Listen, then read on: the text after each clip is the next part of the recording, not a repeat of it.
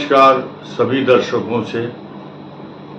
हरिद्वार की इस पावन धरती से हम सभी सिंह राशि वाले भाई बहन बच्चे और अपने देश के वरिष्ठ नागरिकों के लिए कुछ विशेष ग्रहों के जो परिवर्तन हो रहे हैं उस पर चर्चा करेंगे अगले 5-6 मिनट।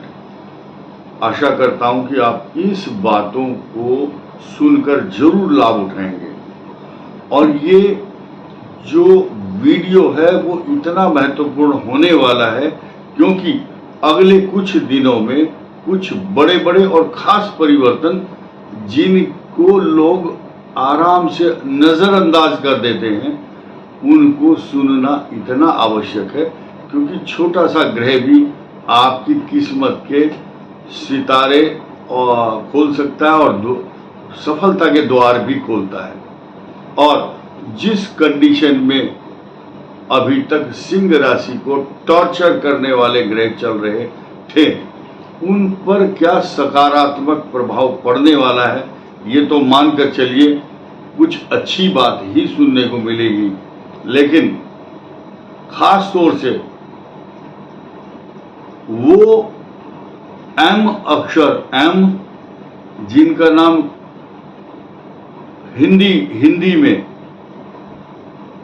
टीकाराम या अक्षर नाम इस तरह के होते नहीं हैं, लेकिन एम अक्षर और टी अक्षर अंग्रेजी का नहीं बोल रहा हूं मैं,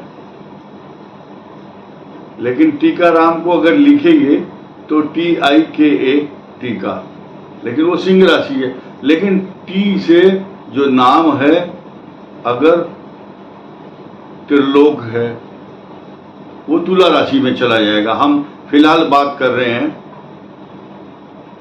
मघा नक्षत्र, पूर्वा फाल्गुनी, उत्तरा फाल्गुनी। तो कौन कौन से नाम आते हैं हम क्लियर कर देते हैं। नाम म मी मू में मो टा टी और टू और टेकचंद टेटोपैपी उत्तरा फाल्गुनी, यानी कि 9 चरण सिंह राशि के हैं। इन पर क्या क्या प्रभाव होने वाला है, किसकी दशा कैसी चल रही है उस पर भी अगर समय हुआ तो लास्ट में जरूर बोलूंगा 2 शब्द, लेकिन फिलहाल गोचर की बात करते हैं। 16 सितंबर तक सिंह राशि का प्रभुत्व इतना मजबूत फैलेगा, इतने ताकतवर राशि बनेगी कि वो सबसे शक्तिशाली, क्योंकि संसार को आलोकित और प्रकाशित और ब्रह्मांड की आभा मंडल को सिंह राशि की चमकाने वाली जो आभा मंडल है वो सिंह राशि को अकेला सूर्य प्रकाशित करेगा। अब एक चीज है, यहां पर सिंह राशि को शनि भी देख रहा है और आने वाली अभी 4 दिन और जो 26 तारीख है 3-4 दिन वृषभ राशि पर बैठे हुए मंगल की भी दृष्टि है। तो शनि की दृष्टि तो हटने वाली नहीं है 29 मार्च 2025 तक, लेकिन 4 दिन बाद मंगल जो आग का अंगारा है उस अंगारे की सूर्य जैसे बहुत एक्सट्रीम हॉट प्लेनेट, बहुत गर्म ग्रह पर दृष्टि है और 26 तारीख को 3:25 तक रहेगी। लेकिन परमानेंट समस्या जब कभी भी नहीं रहती मनुष्य के पास। ये दृष्टि 4 दिन बाद हट जाएगी। तो अब शनि अपने पिता के ऊपर, सूर्य के ऊपर दृष्टि तो डालता है, मंगल भी डालता है, बृहस्पति देख नहीं रहा, अष्टम राहु निर्मूल आशंकाओं को बढ़ाता है। तो मैंने पिछले वीडियो में चर्चा की थी कि सिंह राशि वालों को डरना नहीं है। ये शेर है तो शेर ही रहता है, उसका स्वभाव नहीं बदलता। और जब शेर के साथ उसका स्वामी यानी कि सूर्य सिंह के साथ सूर्य का एक सानिध्य हो जाए, यो यो भावा स्वामी दृष्टो युतो वा, जिस जिस राशि पर उसका स्वामी या उसको देखता है या वो उसके ऊपर संचरण करता है, विचरण करता है, ट्रांजिट होता है, तो सशक्त, मजबूत, शक्तिशाली होता है वो व्यक्ति। इसलिए सिंह राशि शक्तिशाली है। आप देखेंगे एक हाथी या शेर, दोनों में से किसी एक को समझ लो। शेर को समझो, क्योंकि सिंह राशि का मतलब है, इसका सिंबल है शेर। शेर जब चलता है, शेर दिखाई तो देता नहीं जल्दी से किसी को मार्केट के अंदर या बाजार में, लेकिन रात को कहीं अगर किसी शहर में या किसी गली मोहल्ले में हमला करने के आता होगा तो कुछ कुत्ते भौंकते जरूर हैं। हाथी जब चलता है या शेर चलता है, कुछ कुत्ते भौंकते हैं, लेकिन उस शेर के ऊपर असर नहीं होता। क्यों? वो तो शेर है। शेर अपने पराक्रम से जाना जाता है।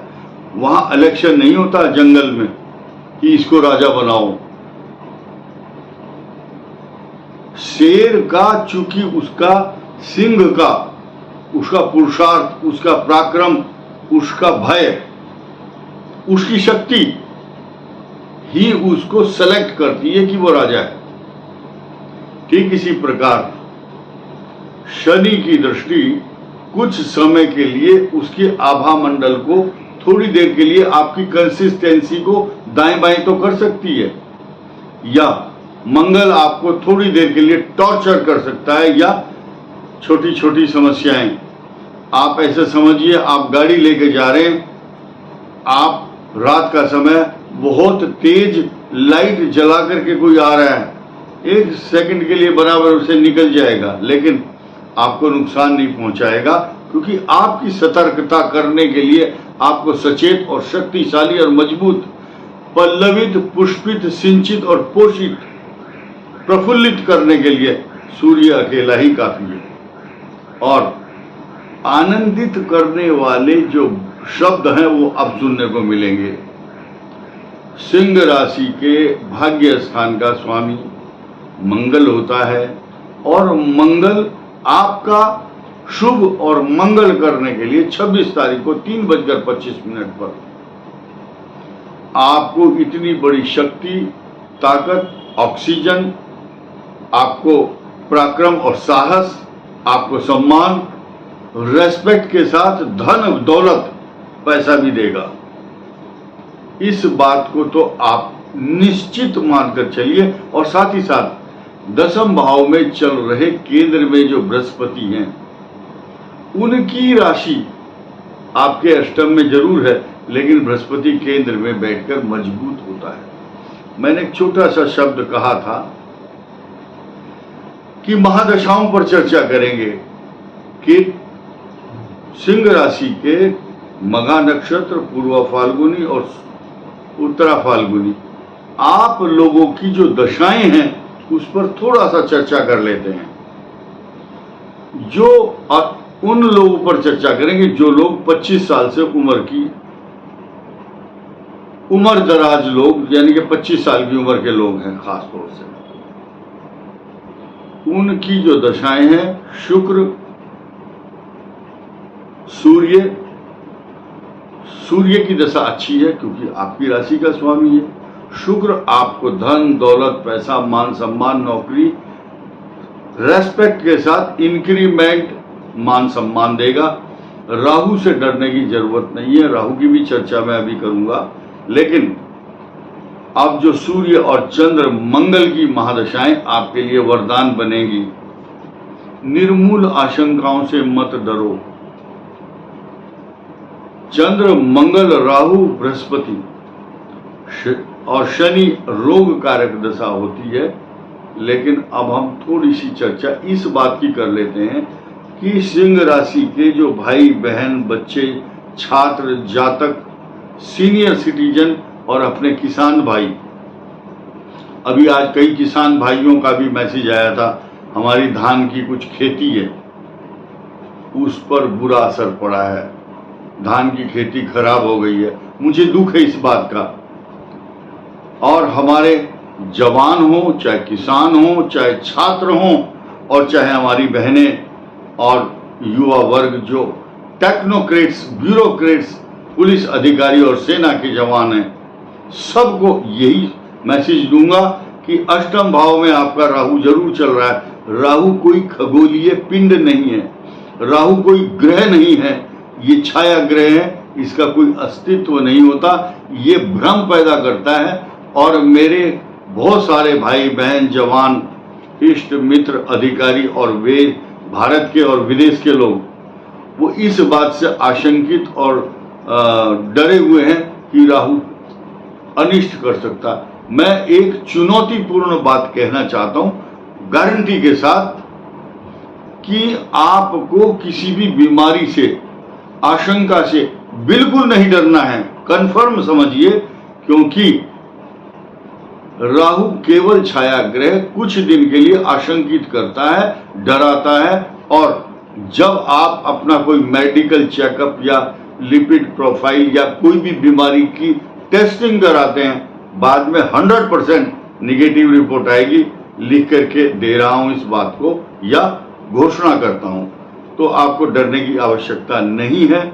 इस वीडियो में इतना ही। धन्यवाद। नमस्कार।